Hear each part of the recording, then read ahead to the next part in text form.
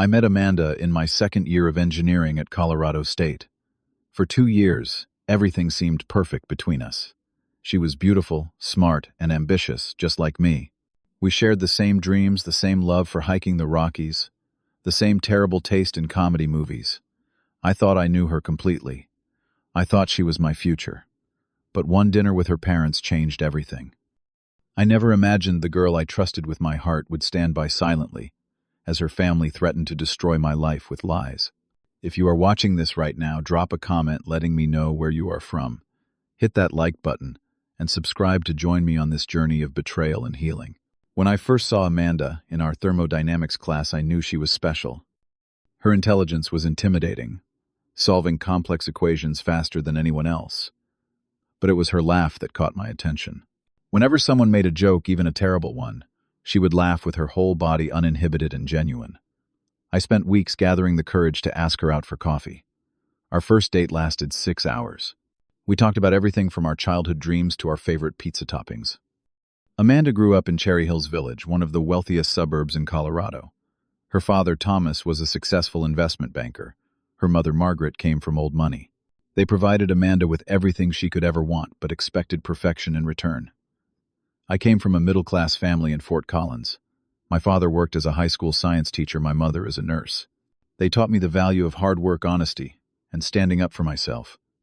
I paid my way through college with a combination of scholarships, student loans, and weekend jobs at a local hardware store.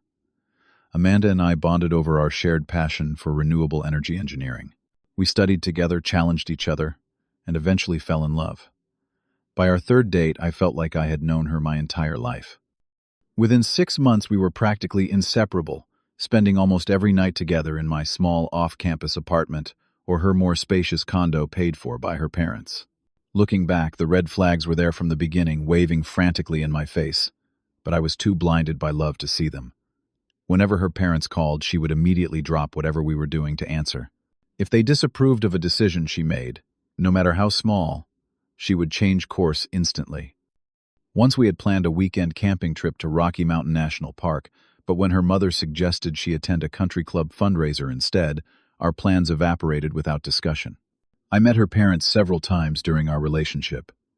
Thomas Winthorpe was tall, imposing, with perfectly coiffed silver hair and a firm handshake that lasted a second too long. Margaret was elegant with the kind of poise that comes from generations of wealth.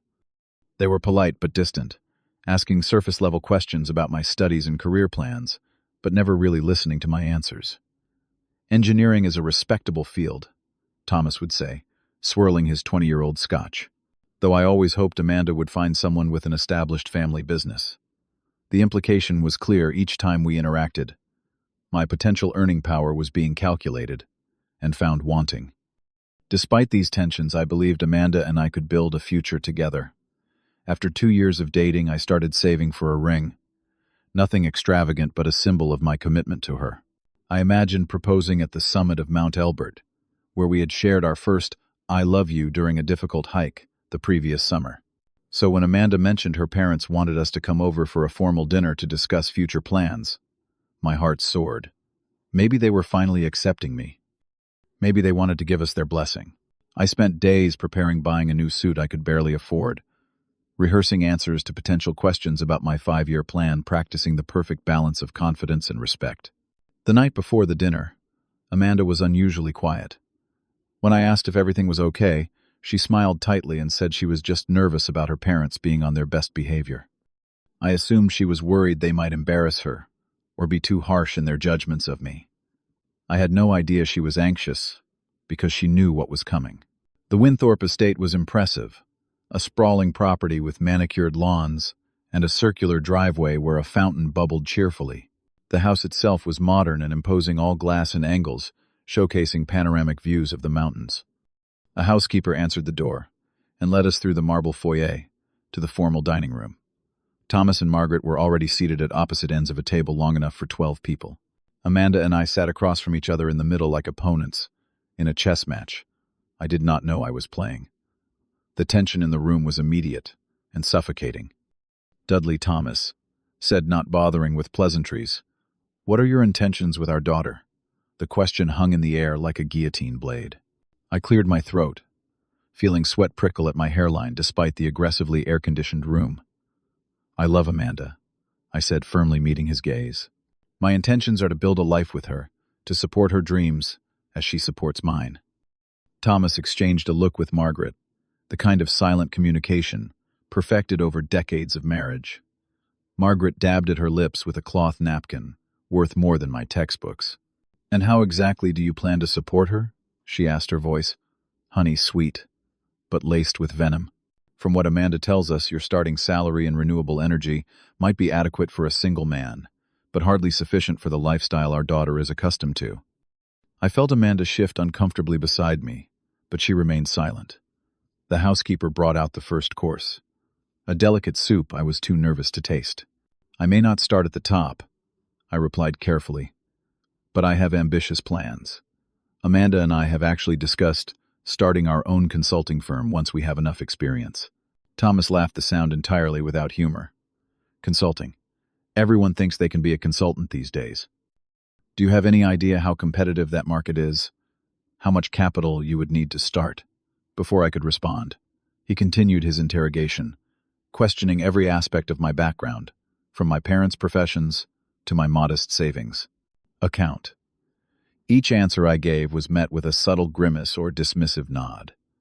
Amanda remained almost entirely silent occasionally, murmuring agreement with her father or offering a weak smile in my direction. As the main course was served an expensive-looking steak, I was no longer hungry, for Thomas shifted strategies. "Amanda came home quite upset after your anniversary date last month," he said, casually cutting into his meat with surgical precision. I frowned, genuinely confused. "Our anniversary was wonderful. We went hiking and then had dinner at that Italian place downtown." "Amanda, you said it was perfect." Amanda stared at her plate, pushing food around without eating. Her knuckles were white around her fork. "That is not what she told us," Margaret interjected. "She said there was an incident after dinner." "An incident?" I looked to Amanda, completely bewildered. "What are they talking about?" Thomas set down his utensils with a soft clink that somehow sounded like a gunshot in the tense room. "Let me be direct, Dudley. We know you forced yourself on our daughter." The accusation hit me like a physical blow. I felt the blood drain from my face, my heart hammering painfully against my ribs. The room seemed to tilt sideways. "What? No. That never." "Amanda, tell them. Tell them that is not true." I turned to her, desperate for her to correct this horrific lie. But Amanda would not meet my eyes. She stared resolutely at her plate, a single tear tracking down her cheek. "Amanda has been afraid to break things off," Margaret continued, as if discussing the weather. "She was worried about how you might react." "This is insane," I said, my voice rising despite my efforts to stay calm. "Amanda, please say something. You know this never happened." Thomas leaned forward, his expression hardening. "Here is what is going to happen. You are going to break up with my daughter tonight. You will not contact her again. You will transfer to a different university if necessary. If you refuse, or if you try to dispute our account of events, we will file a police report." "A police report," I echoed, feeling as though I had stepped into some twisted nightmare. "Based on what?" "There is no evidence because nothing happened." "Evidence can be arranged," Margaret said softly. "And Thomas has golfed with the chief of police for 20 years. Who do you think they will believe? A scholarship student with no connections, or a distraught young woman from one of the most respected families in Colorado?" The threat was clear. They could destroy my future reputation, career, freedom, with a single phone call. I looked again at Amanda, silently pleading with her to speak up, to tell the truth. Finally, she raised her eyes to mine. "Maybe we should take a break, Dudley," she whispered. "This is all too much right now." Those words shattered something fundamental inside me. Not only was she failing to defend me against these terrible accusations, she was actually going along with her parents' scheme. 2 years of love, trust, and promises evaporating in a single sentence. "Can we talk privately?" I asked her, fighting to keep my voice steady. "I think everything that needs to be said has been said," Thomas answered for her. "Amanda has made her feelings clear. I want to hear it from her," I insisted, staring directly at Amanda.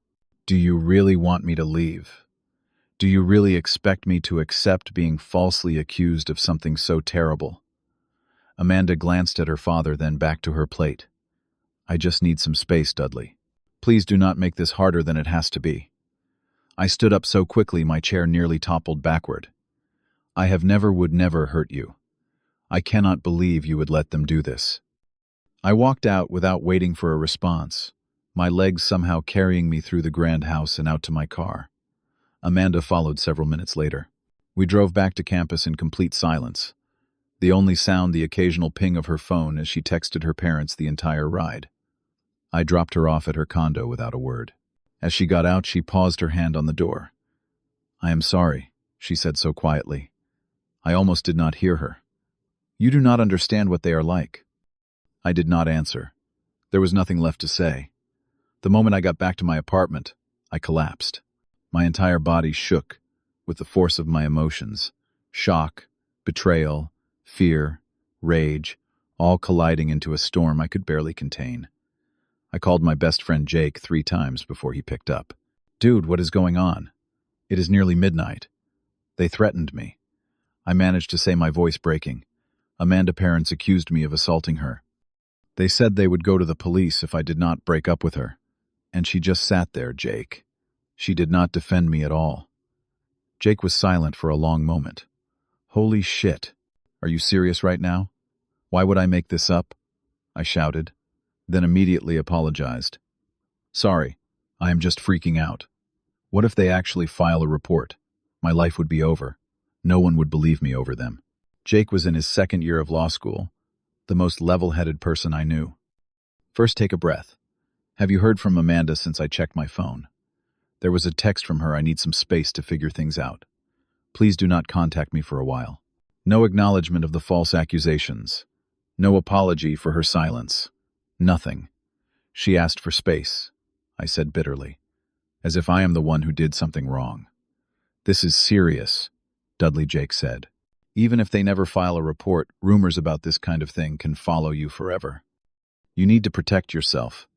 Fear gripped me anew. I could lose my scholarship, be expelled from the university, have my entire career derailed before it even began, all because of lies told by people who simply decided I was not good enough for their daughter. I barely slept that night, jumping at every sound, half expecting police to pound on my door. By morning, my fear had crystallized into determination. I would not let them destroy me without a fight. Jake came over early, bringing coffee and a clear-headed perspective. We need to understand what is really happening here, he said. This seems extreme even for overprotective parents. We spent the day piecing together the puzzle. Through mutual friends, we learned that Thomas Winthorpe had recently partnered with another financial firm whose founder had a son around our age. Several people had seen Amanda having lunch with this son, Andrew, on multiple occasions over the past month, always when I was busy with my engineering lab. They are setting her up with someone they approve of, I realized. Someone from their world. And they needed you out of the way, Jake added, but in a way that would ensure you would not fight to get her back. The betrayal cut even deeper. This was calculated, premeditated. They had deliberately chosen the most devastating accusation possible, one that would leave me too scared and stunned to protest. I scrolled through my phone, looking at texts between Amanda and me. There were hundreds of messages clearly showing our relationship was loving, consensual, and healthy. Pictures of us hiking, studying, cooking dinner in my tiny kitchen. Evidence that contradicted their narrative entirely. You need to document everything, Jake advised. Every text, every email, every photo. And you should talk to friends who saw you together after this supposed incident. Our anniversary had been 3 weeks earlier. We had spent the day hiking in the mountains, had a romantic dinner, and then returned to my apartment, where we watched a movie and fell asleep cuddling. Nothing remotely traumatic or non-consensual had occurred. Several friends had seen us the next morning at brunch, where Amanda had been affectionate and happy. I reached out to those friends, explaining the situation as calmly as I could. Most were shocked and immediately offered support, confirming that Amanda had shown no signs of distress during that time. But some reacted with caution, clearly unsure who to believe. The mere suggestion of such an accusation was enough to plant seeds of doubt. Has she told anyone else about this? A friend asked awkwardly. Because Caroline mentioned something Amanda told her. My heart sank. The whispers had already begun. The Winthorpes were ensuring their version spread first, poisoning my reputation before I could defend myself. After 3 days of silence from Amanda, I made a decision. I needed to confront her directly to understand how she could allow this to happen. I texted her asking to meet at a public coffee shop off campus. To my surprise, she agreed. She looked terrible when she arrived. Dark circles under her eyes, hair pulled back severely from her face. She sat across from me, hands wrapped around her coffee mug like she was trying to absorb its warmth. "Why?" I asked simply. "Why would you let them say those things about me?" Amanda glanced around nervously before answering. "They do not actually believe it, Dudley. It was just a tactic to make sure you would stay away." The casual way she admitted this made my blood boil. A tactic. They accused me of something that could send me to prison, destroy my entire future. And you sat there and let them. "You do not understand," she whispered. "They control everything. My tuition, my condo, my car, my future job at my dad firm. I cannot stand up to them.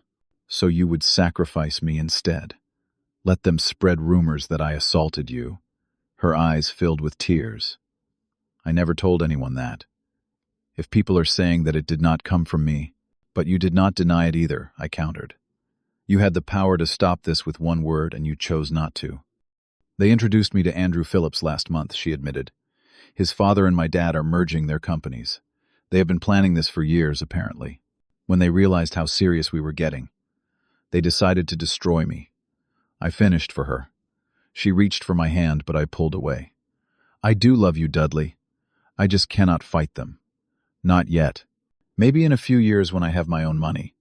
I stood up, suddenly clear about what I needed to do. I deserve better than someone who would stand by while I am falsely accused. So do you, Amanda. You deserve better than being your parents' puppet. As I walked away, I felt both heartbroken and strangely liberated. The girl I loved did not exist. The real Amanda was too afraid to choose truth over comfort, too weak to stand up for what was right, and I refused to be collateral damage in her family drama. That night, with Jake's help, I drafted a letter to the Winthorpes. It was formal, direct, and left no room for misinterpretation. I outlined the facts of our relationship, mentioned the numerous witnesses who could attest to our healthy dynamic, and attached screenshots of text conversations that clearly contradicted their narrative.